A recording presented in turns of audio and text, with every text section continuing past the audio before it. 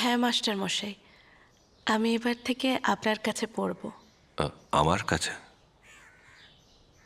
পুষ্প, তোর বাবা এই গ্রামের মোড়ল, আর তুই ভালো করেই জানিস যে সে চায় না এই গ্রামের মেয়েরা পড়াশোনা করুক। সে চায় না তো কি হয়েছে, আমি তো চাই।